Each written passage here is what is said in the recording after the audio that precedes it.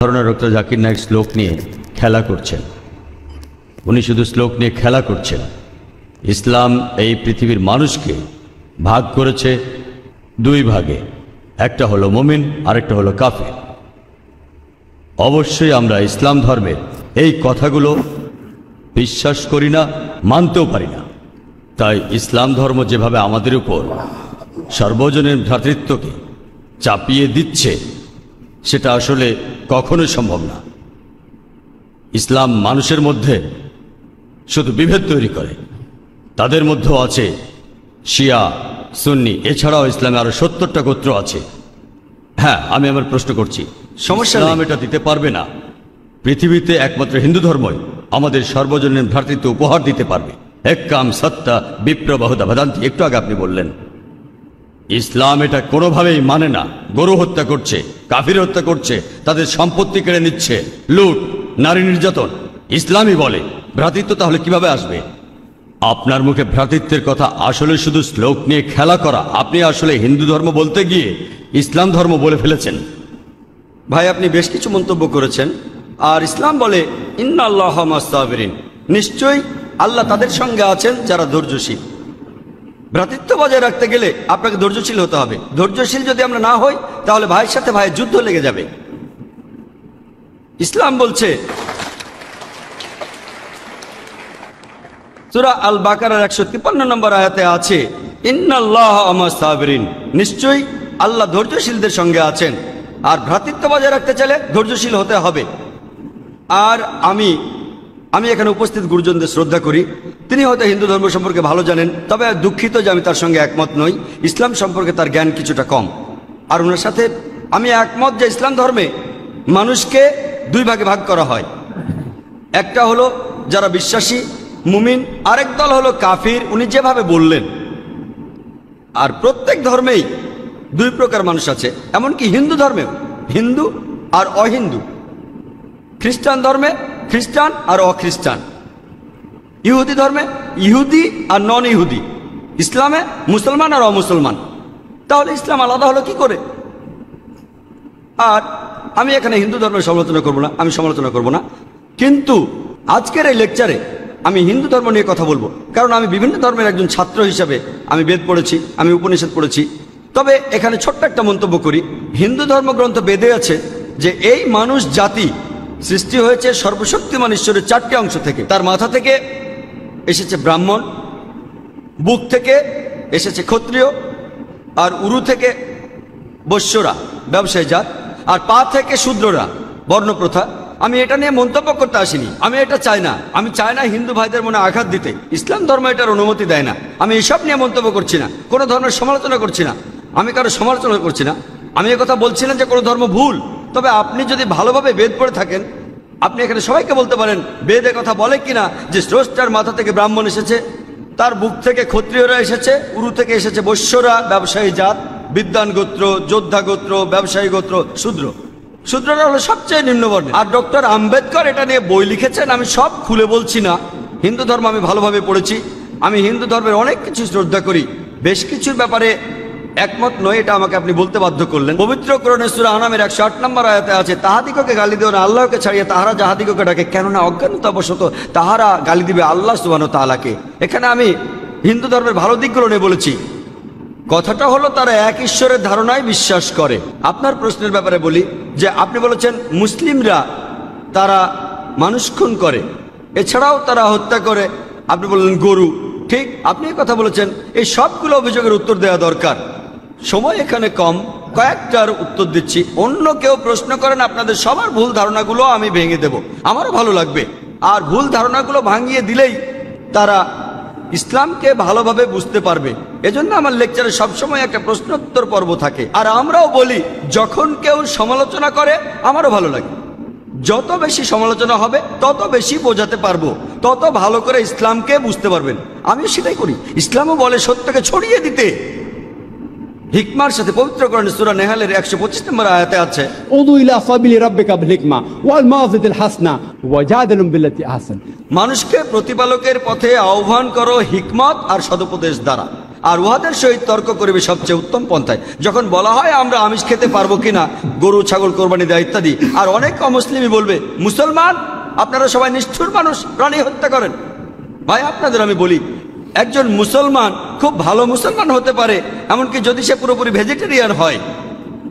এটা বলা হয়নি যে আপনাকে অবশ্যই ভেজিটেরিয়ান হতে হবে ভালো মুসলিম হতে গেলে, কিন্তু পবিত্র কোরআনে অনেকবারই বলা হয়েছে যখন তুমি মাংস খেতে পারো তখন মাংস খাবে না কেন। পবিত্র কোরআনে সূরা মাইদার 1 নম্বর আয়াতে উল্লেখ আছে, বলা হয়েছে যে ইয়া আইয়ুহাল্লাযিনা আমানু, হে মুমিনগণ তোমাদের অঙ্গীকার পূর্ণ করিবে, আর তোমাদের জন্য কিছু চতুষ্পদ প্রাণীকে হালাল করা হইয়াছে আর কিছু প্রাণী হারাম। পবিত্র কোরআনে সূরা নাহলের 5 নম্বর আয়াতে উল্লেখ আছে যে আল্লাহ চতুষ্পদ জন্তু সৃষ্টি করিয়াছেন যাহাতে তোমরা শীত নিবারণ করিতে পারো, এবং উহাতে বহু উপকার রহিয়াছে এবং উহা হইতে তোমরা আহার করিয়া থাকো। পবিত্র কোরআনে সূরা মুমিনুনের 21 নম্বর আয়াতে উল্লেখ আছে তোমরা চতুষ্পদের মাংস আহার করিতে পারো। আমরা জানি যে আমিষে, এখানে অনেক ডাক্তার আছেন, আমিও একজন মেডিকেল ডাক্তার, এতে অনেক প্রোটিন আছে, প্রচুর আয়রন আছে, আর এগুলো খুবই সুস্বাদু। আর এইসব আমিষ জাতীয় খাবারে আপনি যে প্রোটিন পাবেন, এই পরিমাণ প্রোটিন আর কোথাও পাবেন না, আপনি পাবেন না। নিরামিষের মধ্যে সয়াবিনে আপনি সবচেয়ে বেশি প্রোটিন পাবেন, সেটাও আমিষের প্রোটিনের চেয়ে অনেক কম। আর এবার আমি গরু হত্যা নিয়ে কিছু কথা বলি। যদি হিন্দু ধর্মগ্রন্থগুলো পড়েন, আমি এখানে কোন ধর্মের সমালোচনা করছি না, ভাই একটা প্রশ্ন করেছেন তাই আমাকে সত্য কথাটা বলতে হবে। হিন্দু ধর্মে আমিষ খাওয়ার অনুমতি দেওয়া হয়েছে। হিন্দু ধর্মগ্রন্থে দেখবেন সাধু সন্তরা আমিষ জাতীয় খাদ্য খায়, এমনকি গরুর মাংস। পরবর্তীতে অন্যান্য বেশ কিছু ধর্মের প্রভাবে, যেমন ধরুন জৈন ধর্ম ইত্যাদি, মানুষের উপর অহিংসার দর্শনের প্রভাব এসে পড়ল, তারা প্রাণী হত্যা বাদ দিল, তারা এই দর্শনটাকে তাদের জীবনধারায় যোগ করলো। তবে ইসলাম ধর্ম প্রাণীদের অধিকারের কথা বলে থাকে। শুধু প্রাণীদের অধিকার নিয়ে আমি একটা লেকচার দিতে পারি। পবিত্র কোরআনে আছে পশুর উপর বেশি বোঝা চাপিও না, তাদের প্রতি সদয় হও, তাদের খাদ্য দাও, কিন্তু প্রয়োজনে তোমরা তাদের মাংসও খাইতে পারো। আর যদি আপনি অন্যান্য ধর্মগুলো ভালোভাবে দেখেন, অনেকে আমিষ খেতে বারণ করেছে। এই দর্শনের ভিত্তিটা হলো এই যে আপনি প্রাণী হত্যা করবেন না, কারণ তাদের জীবন আছে, সে কারণে আমিষ খাওয়াটা অন্যায়। আমি এর সাথে একমত। যদি কোনো মানুষ এই পৃথিবীতে মানুষ হত্যা না করে থাকে, সেখানে আমিই থাকব সবার উপরে। সর্বজনীন ভ্রাতৃত্ব হিন্দু ধর্মে আছে যে সব প্রাণী আপনার ভাই। প্রত্যেক প্রাণী হোক সে সাপ, পাখি অথবা পতঙ্গ। আমি আপনাদের একটা প্রশ্ন করছি যে কোন মানুষটা হাজার হাজার ভাইকে না মেরেও 5 মিনিটের জন্য বেঁচে থাকতে পারে? এখানে যারা মেডিকেল সায়েন্স পড়েছেন তারা ভালো বুঝতে পারবেন যে আপনারা যখন নিঃশ্বাস নেন তখন আপনার শরীরে প্রচুর ময়লা জীবাণু ঢুকে, সেগুলোকে মেরে ফেলেন। তার অর্থ এই ধর্মে বাঁচার জন্য আপনার ভাইদের আপনি মেরে ফেলছেন। ইসলামের সর্বজনীন ভ্রাতৃত্ব বলে মানুষ জাতির প্রত্যেকেই আপনার ভাই। বিশ্বাসের ভ্রাতৃত্বে প্রত্যেক মুসলমানই ভাই ভাই, প্রত্যেক প্রাণীই আমার ভাই নয়। তবে অন্য প্রাণীদের রক্ষা করতে হবে, তাদের ক্ষতি করবেন না, বিনা কারণে তাদের অত্যাচার করবেন না, তবে প্রয়োজন হলে সেগুলোর মাংস খেতে পারেন। ইসলামের সর্বজনীন ভ্রাতৃত্ব বলে মানুষ জাতির প্রত্যেকেই আপনার ভাই। বিশ্বাসের ভ্রাতৃত্বে প্রত্যেক মুসলমানই ভাই ভাই, প্রত্যেক প্রাণীই আমার ভাই নয়। তবে অন্য প্রাণীদের রক্ষা করতে হবে, তাদের ক্ষতি করবেন না, বিনা কারণে তাদের অত্যাচার করবেন না, তবে প্রয়োজন হলে সেগুলোর মাংস খেতে পারেন। তাই যে দর্শন বলে আমিষ খাবার খাওয়া অন্যায়, কারণ এখানে আপনি প্রাণী হত্যা করছেন, বিজ্ঞান প্রমাণ করেছে, এমনকি গাছপালারও জীবন আছে, আপনারা জানেন। তাই এ কথা এখানে খাটছে না যে প্রাণী হত্যা করা অন্যায়। তাই এখন তারা যুক্তিটা পাল্টে বলল যে আচ্ছা গাছেরও জীবন আছে, তবে তারা ব্যথা অনুভব করে না, তাই গাছ হত্যার চেয়ে প্রাণী হত্যা অনেক বড় অপরাধ। আর আজকের দিনে বিজ্ঞান উন্নত হয়েছে, আমরা জানি গাছও ব্যথা অনুভব করে, এমনকি গাছও কাঁদতে পারে, গাছেরও ভালো লাগতে পারে। তাই গাছ ব্যথা অনুভব করে না, এটা টিকলো না। এখানে ব্যাপারটা হলো যে গাছের কান্না মানুষ শুনতে পায় না, কারণ মানুষ কানে যে শব্দ শোনে সেটা সীমা 20 সাইকেল পার সেকেন্ড থেকে 20,000 সাইকেল পার সেকেন্ড।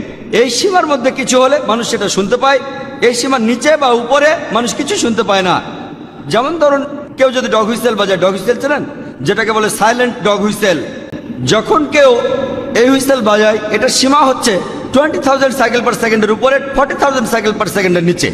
কুকুর 40,000 সাইকেল পার সেকেন্ড পর্যন্ত শুনতে পায়। তাই কেউ যদি হুইসেল বাজায়, কুকুর হুইসেলটা শুনতে পারে কিন্তু মানুষ শুনতে পায় না।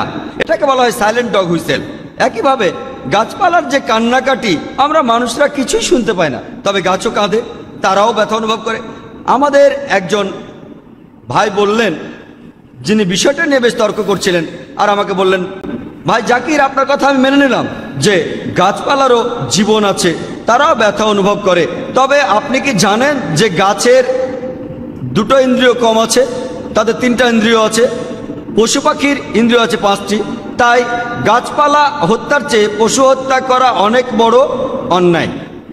আমি তাকে বললাম যে ভাই, ধরুন আপনার একজন ছোট ভাই আছে, সে ছোটবেলা থেকে বোবা আর কালা, দুটো ইন্দ্রিয় কম।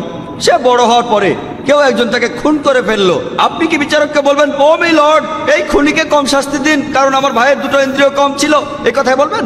আপনি বলবেন, ও মি লর্ড, তাকে দ্বিগুণ শাস্তি দিন কারণ সে একজন নিষ্পাপ মানুষকে হত্যা করেছে। তাই ইসলামে এটা কোনো যুক্তি নয় যে 2 বা 3টা ইন্দ্রিয়। পবিত্র কোরআনে সূরা বাকারার 168 নম্বর আয়াতে আছে, যে বৈধ খাদ্যবস্তু আছে তাহা তোমরা আহার করো। তার অর্থ যেগুলো বৈধ আর হালাল খাবার সেগুলো খেতে পারো। আর এ কারণে আপনারা দেখতে পাবেন যে গবাদি পশু, আল্লাহ সুবহানাহু ওয়া তাআলার ইচ্ছায় গবাদি পশু বংশ বিস্তার করে বেশ তাড়াতাড়ি, মানুষ এবং অন্যান্য পশুর তুলনায় বেশ তাড়াতাড়ি দ্রুত বংশ বিস্তার করে। যদি আপনার কথা মেনে নেই যে মানুষ কোনো গবাদি পশু খাবে না, তাহলে পৃথিবীতে গবাদি পশুর পরিমাণ অনেক বেড়ে যাবে, অনেক বাড়বে। আর বললেন গরু হত্যা করা, এ নিয়ে বই লিখেছেন মৌলানা আব্দুল করিম পারেক। গো হত্যা, গরু কোরবানি কে জন্য দায়ী? যদি ভালোভাবে দেখেন, যারা চামড়া নিয়ে ব্যবসা করে, গরুর চামড়া, মুসলিম অমুসলিম উভয়ই আছে, চামড়া, গরুর চামড়া, তারা এটা করে। তাই এটা থেকে যারা উপকার পাচ্ছে এই গোহত্যা থেকে, তাদের মধ্যে মুসলিমদের চেয়ে অমুসলিমরাই বেশি। তাই যদি ইতিহাস ভালোভাবে জানেন আর যুক্তিও ভালোভাবে বোঝেন, আমরা জানি আল্লাহ বলেছেন যে বৈধ খাদ্যবস্তু আছে তাহা তোমরা আহার করো, যদি এটা খান এতে কোনো সমস্যা নেই। এছাড়াও যদি ভালোভাবে দেখেন, তৃণভোজী প্রাণীর দাঁতগুলো যদি দেখেন, গরু, ছাগল, ভেড়া, তারা শুধু শাকসবজি খায়, তাদের দাঁতগুলো সব সমান। যদি আপনারা মাংসাশী প্রাণীর দাঁতগুলো ভালোভাবে খেয়াল করেন, সিংহ, বাঘ, চিতাবাঘ, তাদের দাঁতগুলো খুব সুচালো, তারা শুধু মাছ মাংস খায়। যদি আপনি মানুষের দাঁত দেখেন, আয়নায় আপনার নিজের দাঁত দেখতে পারেন, আমাদের সুচালো দাঁত আছে, সমান দাঁতও আছে। যদি সর্বশক্তিমান ঈশ্বর আমাদের শুধু নিরামিষ খেতে বলতেন, তাহলে আমাদের সুচালো দাঁত দিলেন কেন? কেন? আমিষ খাওয়ার জন্য। যদি আপনারা তৃণভোজী প্রাণীদের পরিপাকতন্ত্র ভালোভাবে খেয়াল করেন, গরু, ছাগল, ভেড়া, তাদের পরিপাকতন্ত্র শুধু নিরামিষই হজম করতে পারে। মাংসাশী প্রাণীগুলোর পরিপাকতন্ত্র, বাঘ, সিংহ, চিতাবাঘ, তারা শুধুমাত্র আমিষ হজম করতে পারে। আর আমাদের মানুষের পরিপাকতন্ত্র আমিষ নিরামিষ দুটোই হজম করতে পারে। যদি সর্বশক্তিমান ঈশ্বর আমাদের শুধু নিরামিষই খেতে বলতেন, তাহলে কেন এমন পরিপাকতন্ত্র দিলেন যেটা আমিষ নিরামিষ দুটোই হজম করতে পারে? তাই বিজ্ঞান নিয়ে যদি পরীক্ষা করেন, সৃষ্টিকর্তা আমাদের আমিষ নিরামিষ দুটোই খাওয়ার অনুমতি দিয়েছেন। আশা করি উত্তরটা পেয়েছেন। যদি আপনার অন্য কোনো প্রশ্ন, কোনো ভুল ধারণা থাকে, আমি আনন্দের সাথে তার উত্তর দেব। একবারে একটা ধারণা বলবেন যাতে আমি তা দূর করার সময় পাই।